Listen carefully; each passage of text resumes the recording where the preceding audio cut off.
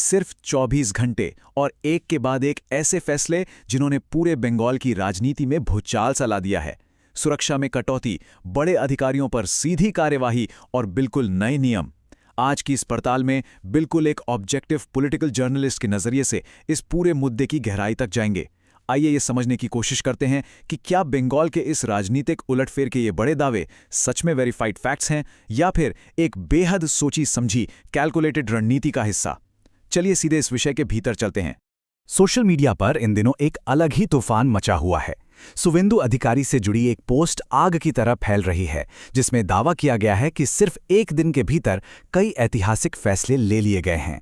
लेकिन एक इन्वेस्टिगेटिव दिमाग यहां सबसे पहले यही सवाल पूछता है कि जो अचानक और बड़े बड़े बदलाव बताए जा रहे हैं, क्या वो वाकई सच्चाई हैं?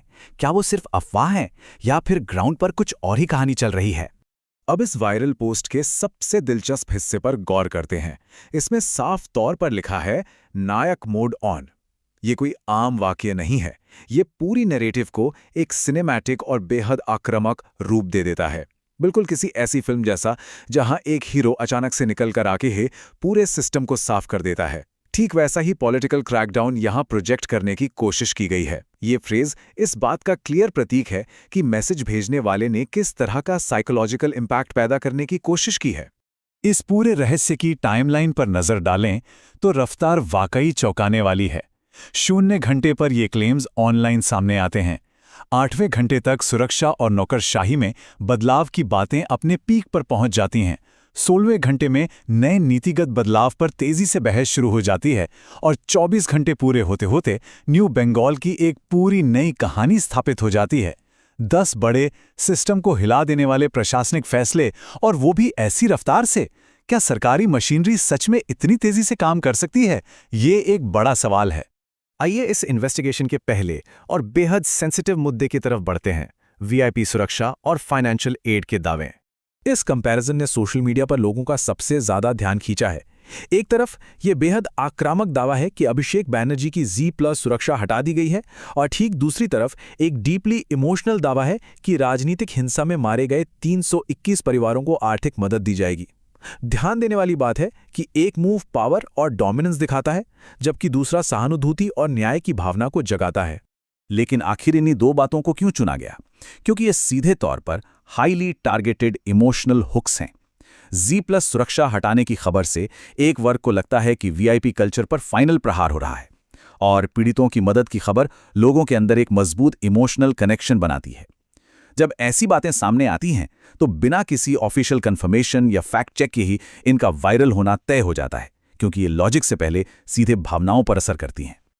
अब आते हैं इस पड़ताल के दूसरे बड़े मुद्दे पर, ब्यूरोक्रेटिक शेकअप, यानी सिस्टम में बड़ा बदलाव। जो प्रशासनिक बदलाव यहां बताए गए हैं वो सच में किसी भी सरकारी सिस्टम को पैरालाइज करने के लिए काफी हैं। नए चीफ सेक्रेटरी की नियुक्ति, स्टेट बोर्ड के सभी डायरेक्टर्स को हटाना, कॉरपोरेशन चेयरमैन की छुट्टी करना, और सबसे बड़ी बात 60 साल से अधिक आयु के सभी अधिकारियों को निकाल देना। किसी भी स्टेट में महज एक चीफ सेक्रेटरी को बदलना ही महीनों की प्लानिंग मांगता है, और यहां तो जैसे एक ही झटके में पूरे सरकारी ढांचे को रीसेट करने का दावा किया जा रहा है। इस प्रक्रिया को टेक्निकली ब्यूरोक्रेटिक पर्ज या प्रशासनिक शुद्धिकरण कहा जाता है, जहां एडमिनिस्ट्रेटिव पावर को नए सिरे से रिस्ट्रक्चर करने के लिए सिविल सर्वेंट्स को बेहद तेजी से और बड़े पैमाने पर हटाया जाता है। एक ऑब्जेक्टिव एनालिसिस करें तो सबसे बड़ा सवाल यही उठता है, क्या कानूनी और प्रशासनिक रूप से एक ही दिन में इतना बड़ा पर्ज हकीकत में संभव है? सरकारी फाइल्स, लीगल अप्रूवल्स और रेड टेप को देखते हुए महज 24 घंटे में ऐसी कागजी कार्रवाई पूरी करना लगभग असंभव मालूम होता है। चलिए अब तीसरे और सबसे व्यापक मुद्दे की तरफ बढ़ते हैं, कानून और नीतियों में अचानक किया गया स्वीपिंग शिफ्ट। इन दावों की लिस्ट पर नजर डालें तो पूरे प्लान का स्केल समझ आता है। बॉर्डर सिक्योरिटी के तहत बीएसएफ को जमीन देने की प्रक्रिया, सेंट्रल लॉज के तहत नए बीएनएस कानून का इम्प्लीमेंटेशन, पब्लिक ऑर्डर मेंटेन करने के नाम पर सार्वजनिक सड़कों पर प्रार्थना को बैन करना, इकोनॉमी को ठीक करने के लिए इलीगल माइनिंग और स्मगलिंग पर 100% रोक, और वेलफेयर के तहत सारी सेंट्रल स्कीम्स को लॉन्च करना। वायरल पोस्ट ने इंटेंशनली सिस्टम के हर एक सेंसिटिव और ऐतिहासिक मुद्दे को निशाना बनाया है। ये कोई आम बदलाव नहीं है, ये सीधे तौर पर आइडियोलॉजी और पावर डायनेमिक्स से जुड़े सबसे बड़े फ्लैश पॉइंट्स हैं। लेकिन रुकिए, असली कहानी तो अभी आनी बाकी है। इन सारे मैसिव क्लेम्स को एक साथ देखने के बाद एक बेहद जरूरी पत्रकारिता का सवाल सामने आता है। आखिर इन 10 अलग-अलग प्रशासनिक, भावनात्मक और कानूनी मुद्दों को एक ही सिंगल पोस्ट में एक साथ क्यों पैकेज किया गया? एक ही नैरेटिव में इन सबको बंडल करने के पीछे आखिर असल मकसद क्या था? आइए इस निष्कर्ष की तरफ चलते हैं। इस एक्सप्लेनर के आखिरी और सबसे अहम हिस्से पर आते हैं। क्या यह रियलिटी है या सिर्फ और सिर्फ एक राजनीतिक मैसेजिंग? अगर बिल्कुल तथ्यात्मक सबूतों और लॉजिक के आधार पर इन बातों को तोला जाए तो दो ही पहलू हैं। क्या वाकई जमीन पर कोई सरकारी ऑर्डर्स, ऑफिशियल नोटिफिकेशंस और कंक्रीट एडमिनिस्ट्रेटिव एक्शंस देखने को मिल रहे हैं, या फिर ये एक बेहद कामयाब, well coordinated social media campaign है जिसे सिर्फ एक बड़ा पॉलिटिकल मोमेंटम बनाते हुए दिखाने के लिए डिजाइन किया गया है? जब सरकारी दस्तावेज या प्रेस रिलीजेस इन बातों की पुष्टि नहीं करते, तब इस बात का वजन काफी बढ़ जाता है कि ये जनता के दिमाग में एक विशेष इमेज सेट करने का नया और आक्रामक तरीका है।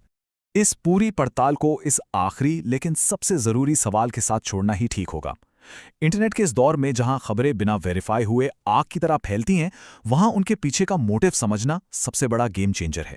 क्या ये नायक मोड वाली नैरेटिव सच में किसी स्ट्रॉन्ग लीडरशिप का सबूत है, या फिर ये एक बेहद स्ट्रेटेजिक प्रोपेगेंडा है जो सिर्फ स्क्रीन्स पर राजनीति बदलने का इल्यूजन पैदा कर रहा है? इस एनालिसिस के बाद इन नैरेटिव्स को क्रिटिकली इवैल्यूएट करना और उनके पीछे का सच टटोलना अब आगे का सबसे बड़ा कदम है।